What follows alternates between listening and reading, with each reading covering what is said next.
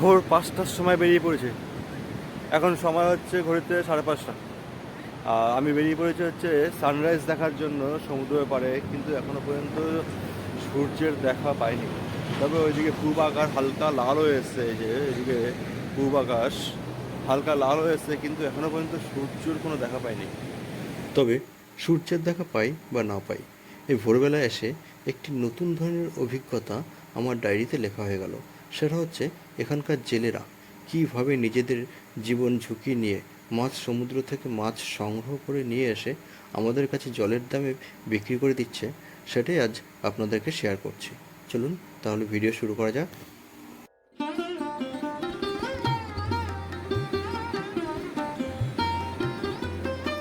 ওই দেখুন দূরে যে নৌকাটি দেখতে পাচ্ছেন, এই নৌকা করেই কিন্তু জেলেরা প্রতিদিন মাছ সমুদ্র থেকে মাছ সংগ্রহ করে আমাদের কাছে নিয়ে আসে। এটাই হচ্ছে তাদের প্রধান জীবিকা, এবং এভাবেই তাদেরকে প্রতিদিন বেঁচে থাকতে হয়। এই দেখুন এই কাজে যে কতটা ঝুঁকিপূর্ণ রয়েছে তা এই ভিডিওটি দেখলেই বুঝতে পারবেন। অ্যাকচুয়ালি এই যে নৌকাটি দেখতে পাচ্ছেন, এটা হচ্ছে কিছুক্ষণ আগে মাঝিরা মাছ ধরে ফিরে আসার সময় এই নৌকাটি মাছ সমেত সমুদ্রের মধ্যে উল্টে গিয়েছিল। আর এখন যে ছবিটি দেখতে পাচ্ছেন, এটা হচ্ছে উল্টে যাওয়ার পরেকার ছবি। 3জন মাঝি সমুদ্রে গিয়ে সেই নৌকাটিকে কিভাবে উদ্ধার করে নিয়ে আসছে সেটার ভিডিওই আপনাদেরকে দেখাচ্ছি। তাহলে বুঝতেই পারছেন সমুদ্রে মাছ ধরতে যাওয়া কতই রিস্ক। এই নৌকাটি যদি মাঝ সমুদ্রে উল্টে যেত তাহলে কি হতো ভাবুন তো একবার।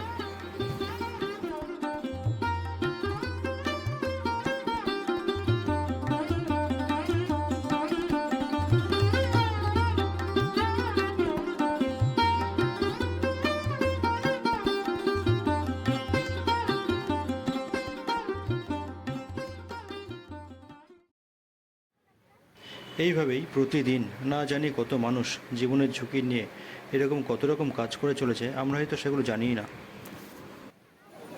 দাদা এই মাছ ধরার জন্য কখন যান? ভোর 5টা। তারপর অন্ধকার থাকে তো না?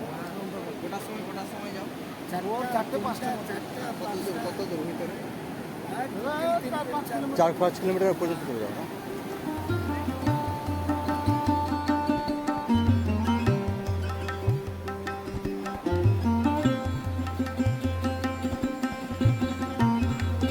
এবার আপনাদেরকে যেটা বলার বিষয় সেটা হচ্ছে, আপনারা যদি এরকম মাছ ধরার অভিজ্ঞতা পেতে চান বা ভোরবেলায় এসে এরকম টাটকা মাছ জলের দামে কিনতে চান, তাহলে কোথায় আসবেন তাই তো?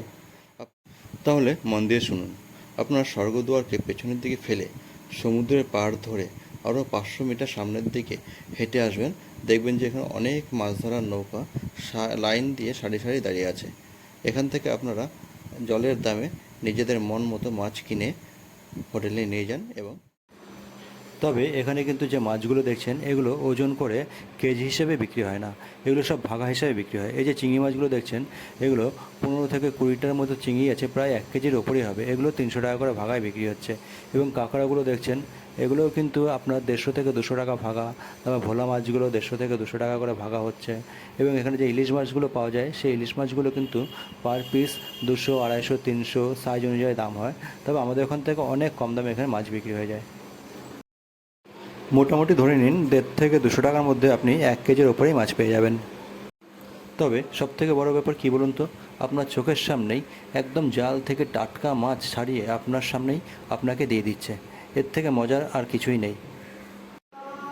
মাছ কেনা হয়ে গেলে দেখবেন সমুদ্রের পরে অনেক মহিলা বসে থাকেন, তারা এই মাছগুলোকে কেটে পরিষ্কার করে দেন, তবে তার বিনিময়ে সামান্য কিছু টাকাও নেন। যাই হোক, সূর্য মামা আজকে আমাদের একেবারেই নিরাশ করে দেননি, দেখা দিয়েছেন, তবে একটু দেরি করে দেখা দিয়েছে। এই হচ্ছে পুরী বিচের সানরাইজ বা সূর্যোদয়ের ভিডিও। তাহলে দর্শক বন্ধুরা, আজকের মতো এই পর্যন্তই থাক। আবারও দেখা হবে অন্য কোনো ভিডিওতে। আমি বিভিন্ন জায়গায় ঘুরে বেড়াই এবং তার ভিডিও করে এই চ্যানেলেই দিয়ে থাকি। যদি ভিডিও ভালো লেগে থাকে তাহলে অবশ্যই একটি লাইক ও শেয়ার করে দেবেন, আর যদি চ্যানেলে নতুন হয়ে থাকেন তাহলে অবশ্যই একটি সাবস্ক্রাইবও করে দেবেন। তাহলে আজকের মতো এই পর্যন্ত থাক, আবার আসবো অন্য কোনো ভিডিওতে। Thank you.